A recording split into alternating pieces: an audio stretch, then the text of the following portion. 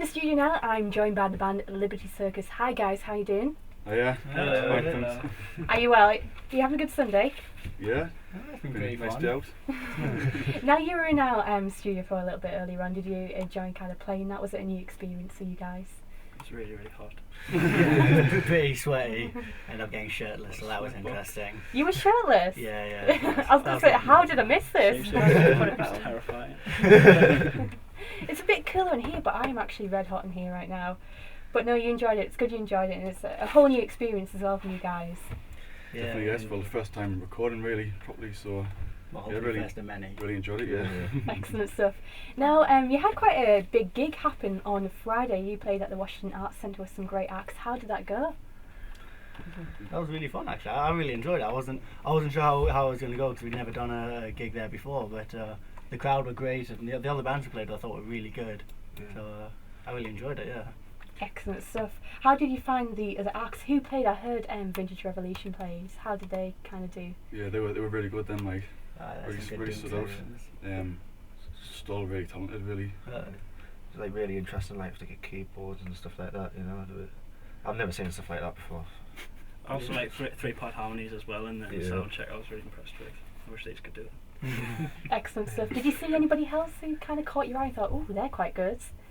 That kid who was playing guitar, I can't remember his name, but Jamie Devine. that's the one, Jamie Devine. He was really good. He had really good stage presence. Like he was really confident in himself, which I was quite impressed because he only looked like 15 or something, but he really knew what he was doing. So that was quite cool. Excellent stuff. Now, if people didn't get down to Washington Arts Centre on Friday, and they did kind of want to see you live, what can they expect from your sets? Is that a bit of unnerved laughter? Yeah. Well, no, it's always difficult to try and describe yourself as a band, say what you're going to sound like. A laugh, really. Everyone always laughs at me. Like Sort of. my attempt at like sort of pre-song banter. Yeah. Meatloaf mop? Oh yes, I also have like a towel that I use because I get really sweaty, and I call it my meatloaf mop. And I always leave it at gigs as well. It's almost like a tradition. It's like my calling card. So, anyway, scary fan ones. So if you find like a sweaty towel anywhere around the venue, we know it's yours. Yes. Excellent stuff. Now, I read on your Facebook page that you kind of formed the band after being sick of being labelled as the band that covered Californication in school shows. Was it kind of hard to make the transition from doing covers to original material? Definitely took a while, like so quite a long process, like sort of writing all the tracks and stuff, and then just starting to get gigs and stuff like that. But yeah, it's went well so far. It's like several years between playing in school and sort of starting to write our own original material, and that's all our friends really knew us as. We managed to do about like 3 shows playing Californication. It was popular at the time, but it's what we're sort of like jokingly referred to as. So it was always good to try and like sort of prove ourselves with original material and break away from the covers. Did you play any other covers apart from California? Yes, and other Chili's covers. California. And I was really lucky when I joined. They were out of that phase. They'd already they'd already written loads of their own songs. So I came in. They'd done all the work for me, and I just claimed all the credit. So it was quite cool. So how did you first get involved with the band then? Did they kind of put an ad on the internet or something? Well, no, I work with NU here. We work at a call centre together. Yeah, I just found him wandering around, and I thought, I've really got to help this guy out. Got to give him a home and something to eat. Yeah. Yeah, and let him in the band as well. It's like I heard he was a really good drummer, so I just asked if he wanted to jam or whatever. He's and, into jazz. in jazz, yes he is, and it just sort of formed from there, really. So you've got a jazz influence there. Do you bring that into the band? Do you feel? Or do the other guys not let you say, nah, I don't want the jazz in? No, I'm really lucky. In some bands, like you get, especially lead singers, like they tell the drummer what to do, and you don't really get a say. But these guys pretty much let me do what I want. So being like quite liking jazz as I do, I tend to make a lot of up as I'm going along, and get a lot of it wrong. But luckily these guys just let me get away with it. So each gig's slightly different depending on what parts of the songs I can actually remember. So it's quite cool. Now I've noticed listening there that you don't have a local accent, do you not? Me and you have something in common there. Whereabouts are you from? All over the place. I was born up here, but I grew up in London. There it comes from. Yeah. But you're back in the northeast, so you live in the northeast at the moment. Yeah, I do. Now, have you seen any bands that's kind of caught your eye? I know you noticed kind of Vintage Revolution and was it Jamie Devine at the Washington gig? Have you seen anybody else about who you think they're quite taking up So on the 27 Side Effects the other week, and they're really good. Them like Yeah. it's like a really good live show. It's very good entertainment. You want to give a bit of a thanks to them though, don't you, as well? I We were do, talking yes. off mic. They're coming in a little bit later on, in fact, but you do want to give a little thanks to them. Everything you think like about like a stereotypical rock and roll show that like it actually happens. He like there's playing on tables. He's got like a wireless setup, so he does solos all over. outside the bar.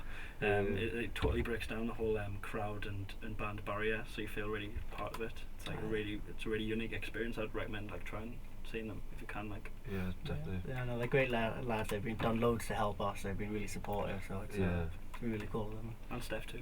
Yeah. Now they've helped to organise this kind of big charity event that's happening, which you're taking part of. Do you want to talk about that? Yeah, well, it's basically just it's like a CD for the British Heart Foundation, and that's getting released on. When is this? Is there a date on there? It is, let's have a look, 11th of the 7th, 2011. I'm not going to work out what the 7th month is. I can't even do that without counting on my fingers. Yeah, but there's just loads of sort of local like bands and singers and stuff, and yeah. Yeah, there's quite a few here. Let's have a quick look. We've got the Real Davina. They're a great Sunderland band. Yeah. Of course, you mentioned 27 Side Effects. We've got Sunday Best, and we've got Paul Liddell as well. He's a great artist from Sunderland. So it's all for a good cause, isn't it, as well? And if kind of people want to go along, it's £5 to get in. So quite a good deal to see some cracking live talent. Excellent stuff. Now, I read as well that you do go to the occasional buskers night, don't you, with the band? You do go to the one down at Plugged In and every Wednesday. What do you play there? Do you play original? Do you play covers? Depends whether Ormond can make it. Like if Ormond can't make it because he lives in Newcastle, we do like an acoustic set, and we do like a full band set if we can make it down. But we're trying to work covers in there. But at the minute it's just all original material, and we have like a lot of original material as well, like about 12 or 13 to choose from. So we'll mix it each week. It's also good to sort of play like sort of new stuff through there as well, and sort of like see how it sort of goes out like on like with the audience and stuff like that as well. Just sort of kind of cool, you know. Yeah, so you can use it as a bit of a band practice or a very informal gig, so it's always fun. And you get a free pint for your trouble. Exactly. That's always good times, isn't it? Good times. Do you play Californication?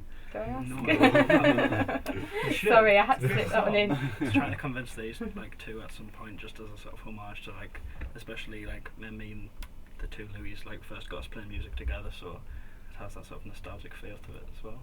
Excellent stuff. Now we're going to play one of your first tracks now that you did in studio for. It's called As Good As It Gets. Can you tell me what you wrote this about then? The lyrics to this I haven't really got that much of a meaning. It was more like we had the instrumental. I mean, I think NU came up with the original Good As It Gets, and we just got some lyrics together. We just wanted gang vocals in it basically. To think of some words. Stop weird. Yeah, like very sort of just lyrics to complement the song really.